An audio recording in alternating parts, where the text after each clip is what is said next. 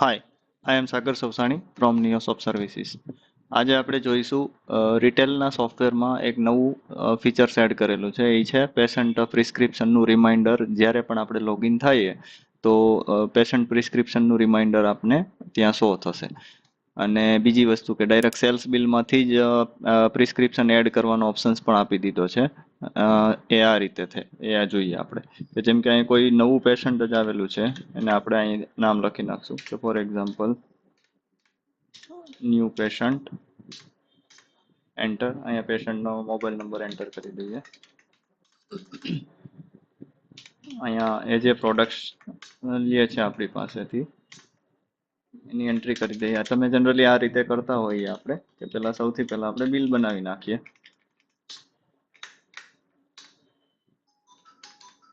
આ રીતે બિલની એન્ટ્રી થઈ જાય પછી અહીંયા બીજો એક અહીંયા ઓપ્શન એડ કરેલો છે ક્રિએટ પેશન્ટ કીટ. એનો શોર્ટકટ છે શિફ્ટ F4. એટલે જો બિલ સેવ કરતા પહેલા તમારે આને એઝ એ કીટ તરીકે સ્ટોર કરી લેવું હોય પ્રિસ્ક્રિપ્શન તરીકે, તો આપણે અહીંયા ક્લિક કરશું અથવા શિફ્ટ F4 કરશું એટલે ડાયરેક્ટલી બિલની બધી જ પ્રોડક્ટ આની અંદર આવી જશે કીટમાં. કીટમાં થોડોક ચેન્જીસ આ રીતે કરેલો છે પ્રિસ્ક્રિપ્શનમાં કે આ ક્રિએટ ડેટ આપી દીધી છે, જેમ કે 30/7 અને રિમાઇન્ડર આફ્ટર ડેઝ. માની લો કે આપણે પેશન્ટને પાછી 30 દિવસ પછી દવા લેવા આવશે તો અહીંયા રિમાઇન્ડર ડેટ સેટ કરી દીધી કે 30/7 આપણી પાસેથી પહેલી વાર પરચેસ કરે છે અને નેક્સ્ટ રિન્યુઅલ એનું આવશે 30 દિવસ પછી. એટલે આ પ્રમાણે આપણે અહીંયા સેટ કરી દઈશું. જો 20 દિવસ પછી હોય તો અહીંયા 20 કરી દેવાનું, 10 દિવસ હોય તો 10 કરી દેવાનું. એ પ્રમાણે સેટ કરી અને સેવ કરી દેવાનું. એટલે આ કીટ સ્ટોર થઈ જશે ન્યૂ પેશન્ટના નામથી અને બિલને આપણે સ્ટોર કરી દઈએ. તો આ રીતે બિલ સેવ કરતા પહેલા કીટ સેવ કરવી, અથવા કદાચ ભૂલાઈ ગયું હોય કે એ કીટ સ્ટોર નથી થઈ તો બિલને એડિટ કરો. બિલને એડિટ કરીને ત્યાંથી પણ ક્રિએટ કરશો તો થઈ જશે, પણ આ કીટ ઓલરેડી એક્ઝિસ્ટ છે એટલે નહીં થાય અત્યારે. હવે એની એન્ટ્રી આપણે અહીંયા જોઈ લઈએ તો અહીંયા આવશે કીટ માસ્ટરમાં.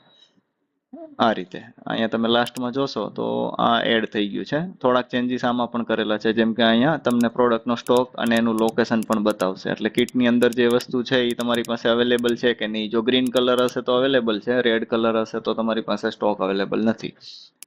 અને અહીંથી જ ડાયરેક્ટ સીધું આને તમે આપણે આગળના વિડીયોમાં જોઈ ચૂક્યા છે એ રીતે અહીંથી જ સીધું વોટ્સએપ કરી શકો છો વગેરે.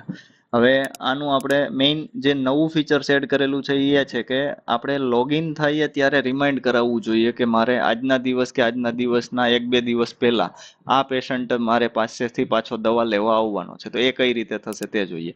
તો એ ટેસ્ટિંગ કરવા માટે થઈને હું આની ડેટ ફેરવી નાખું છું. જેમ કે 30/7 એટલે આની નેક્સ્ટ રિન્યુઅલ ડેટ આવશે 30/8, પણ આજે આજે મારે તમને ચેક કરીને બતાવવું છે એટલા માટે હું આને એન્ટર કરી મોડિફાઈ કરીને આની ડેટ 30/6 કરી દઉં છું અને અહીંયા રિમાઇન્ડર ડેટ 30 રાખું છું.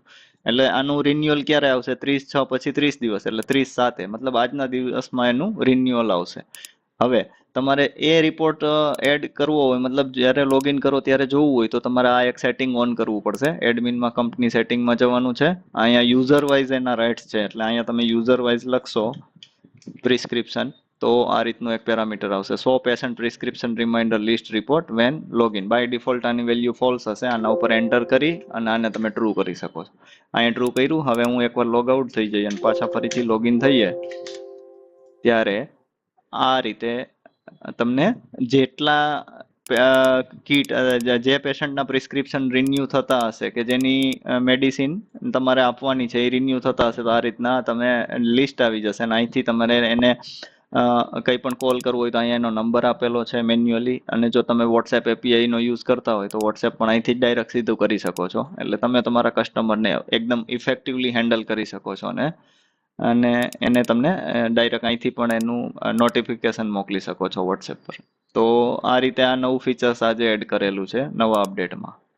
તો આ જ પ્રમાણે તમારે અમારી યુટ્યુબ પર ચેનલ જે છે એનો તમે એકવાર સબસ્ક્રાઇબ કરી લો તો જે કંઈ નવા અપડેટ આવશે એ તમને ડાયરેક્ટલી ડેઇલી બેઝિસ ઉપર ઓટોમેટિક મળતા રહેશે. એટલે અમારી ચેનલને સબસ્ક્રાઇબ કરજો, લાઇક કરજો અને અમારો મેઇન વસ્તુ એ હોય છે કે થોડુંક તમે મોટિવેટ કરો તો વધારે મજા આવે તો તમે કમેન્ટ પણ કરતા રહેજો. Okay, thank you.